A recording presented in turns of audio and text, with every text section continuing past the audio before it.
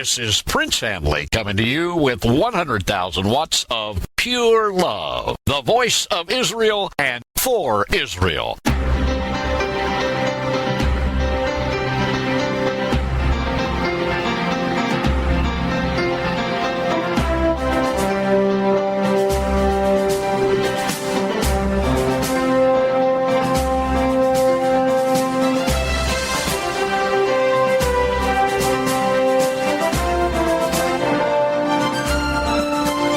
I want to talk to you today about Israel and the Triumvirate of Testing.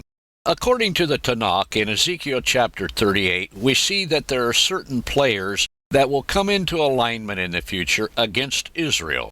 They are as follows: Magog, which is the southern steppes of Russia or the former Soviet Bloc countries; Meshech and Tubal, which is Turkey; Persia, which is Iran; Ethiopia, which is basically in the Bible southern Egypt, Sudan, and Somalia; Libya, and that may also include not only present-day Libya, but Algeria, Morocco, and Tunisia in North Africa; Gomer, which is north-central Turkey; and Togarmah, which is eastern Turkey.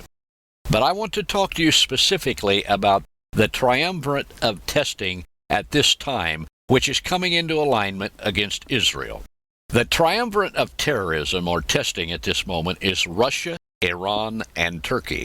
Russia cavorts with whomever, always seeking the balance of power, which is its own. Iran wants to exterminate anyone the Mad Mahdi doesn't approve, which happens to be all non-Muslims. And Turkey is coming out of the closet, the headquarters for the New World governance. Let's talk about them individually.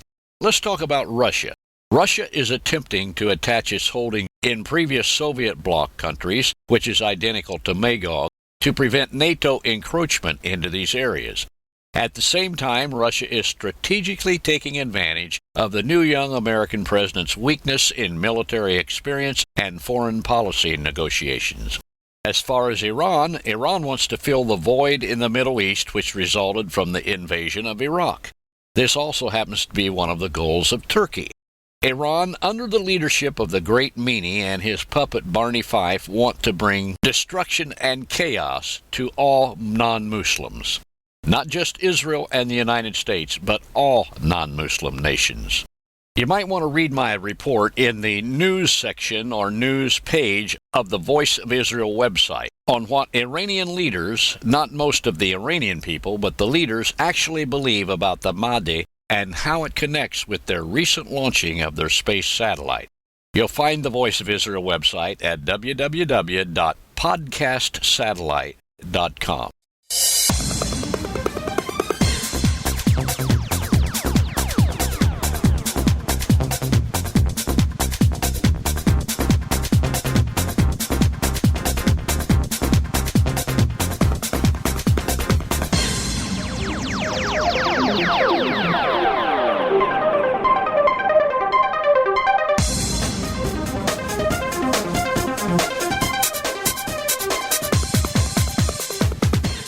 Israel must attack Iran now.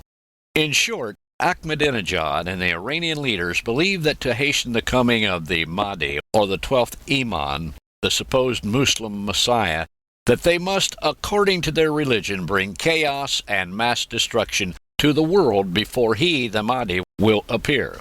This could be a scenario welcoming any self-appointed or false Messiah. What a grand satanic scheme to ride into office on a platform of peace, safety, and change. The New World leader will be appointed by the New World governance, headquartered in Turkey, which will have 10 member nations or member regions of nation-states. Whoever this New World leader is, he will be a human being incarnated with the spirit of Satan. Now let's talk about Turkey. As I mentioned in my podcast, Confidential Intel for Israel on the 12th of February 2009, Turkey will be the new headquarters for the New World governance.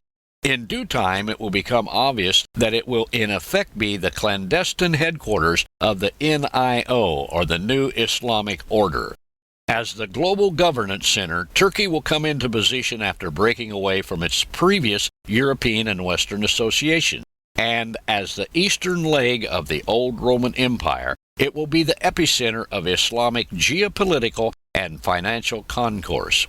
Already, since I have provided this information, we have seen Turkey is parlaying and weighing her odds for partnership to her greatest advantage: Russia and the Caucasus, Saudi Arabia, or Iran. Either or all three of these, as bedfellows, will still have the stamp of Islam. Let's talk briefly about the role of Turkey in prophecy. Turkey is the only Muslim nation in the Middle East to have formal diplomatic relations with Israel. But according to the prophet Ezekiel, Turkey, or Togarmah, turns its back on the West, allies itself with the Islamic Confederation led by Iran or Persia, and is a participant in the Gog-Magog war. We have seen this happen recently. In my podcast of February 28, 2009, titled Israel, A Plain Path, I asked the question, what would it take to drive Turkey into an alliance with Iran, Saudi Arabia, and ultimately the Russians? Evidently, the answer is not much, because in just 1 month since I asked that question, Turkish Premier Erdogan was wooing Iran and its radical clients while cutting loose from the West and driving Ankara's ties with Egypt, Saudi Arabia, and Israel into the ground. Also, Turkish President Gül was courting Russia and Armenia to build up a stake in the Caucasian and the Caspian regions.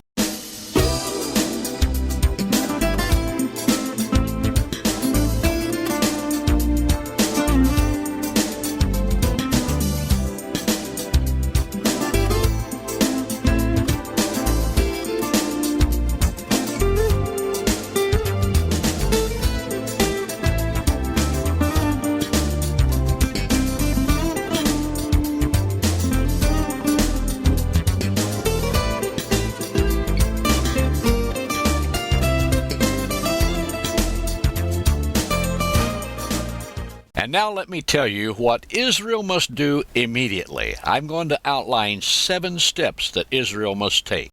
Number 1, accelerate immigration and facilitate regulations to make Aliyah less constricting to all Jewish people. Number 2, provide financial and logistic help to all organizations and individuals assisting Jewish people to make Aliyah to Israel. Number 3, form a central core with 24 individuals who are unified in purpose to pray for confidential requests of the IDF, Mossad, and Defense Ministry. These members do not have to meet together. This group should be composed of 12 members of the Orthodox or ultra-Orthodox Hasidic community and 12 members of the Messianic Jewish community. Composition of this group may be changed voluntarily or involuntarily at any time. Number 4, develop new settlements at perimeters of Israeli boundaries with IDF military training units providing boot camp for new immigrants, both male and female. Number 5, develop more human intelligence along with Neviot and Marats in mosques, homes, and businesses. Increase and initiate activity in Port Louis, Mauritius, San Diego, California, Hammersmith and Kensington in the United Kingdom, Toronto, Canada, and Bremen, Germany. Number 6, redefine or redesignate the PON, or the point of no return, at which you cannot go beyond in the attack of Iran. Do not deviate from this plan within 36 hours of the PON established. It is non-negotiable. And number 7, increase the number of misgarot worldwide and recruit young men and women. And now for some advice for Israel and the IDF. History and demographics show us that whenever there's a large youth population, there is a revolution. In Iran, 70% of the population is under 35. The economy is in the basement. 35% of people are unemployed. Inflation is over 20% per annum. Iran is flushed with huge oil reserves and cash, but a refinery shortage leaves it heavily dependent on imported gasoline and diesel to keep its cars and trucks rolling. That's why it's afraid of sanctions, and why Iran is afraid of what refineries it does have being blown up by Israel. Let me remind you that Russia, or the old USSR, fell largely because of the media. Iran's mullahs of manure are next. What to watch for? The fall of the Islamic theocracy due to the media and social networking, such as Twitter, Facebook, MySpace, YouTube, and so forth. Iranian students are willing to work with Mossad as warning agents in Humant and Fiber Intelligence for the overthrow of the supreme ruler and his puppet, Ahmadinejad.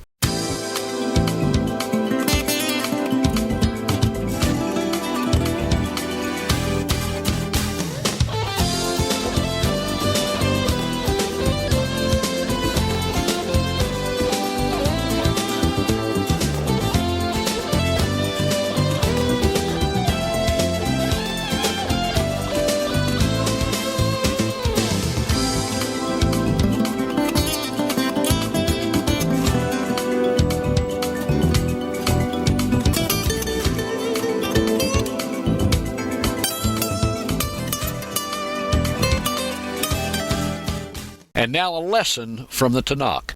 When Joshua sent out the 2 spies to reconnoiter the area around Jericho, they were greatly helped by Rahab the harlot. She undoubtedly saved their lives. Rahab told the spies, "I know that God has given you the land, and that your terror has fallen upon us, and that all the inhabitants of the land faint because of you." You can read that in the Tanakh in Joshua chapter 2, verse 10. While in Jericho, the 2 spies learned the information that Joshua needed to proceed with battle. They also told Joshua that Jericho was ripe for defeat, and that the people were afraid of the children of Israel. The 2 spies said to Joshua, "Truly the Lord has delivered into our hands all the land, for even all the inhabitants of the country do faint because of us." You can read that in the Tanakh in Joshua chapter 2, verse 24. Joshua's brilliance in following up an advantage once it was gained was evident in all of his military campaigns. Once you have started Israel, do not stop without total conquest. Wipe out all military installations, nuclear reactors, and supply logistics. Do not ask the EU, the US, and especially the UN for advice, help, or post-attack logistical assistance. Israel, ask Jehovah Nissi for help. You will need supernatural assistance, including the help of angels. Remember what happened to Sennacherib and his forces. It happened that night that the angel of the Lord went forth and struck in the camp of the Assyrians 185,000. And when men arose in the morning, behold, they were all dead bodies. Go forth, Israel, go with the Lord, and believe God for divine help. This has been your friend, Prince Handley, coming to you with 100,000 watts of pure, healing, miracle-working love. Baruch haba b'shem Adonai.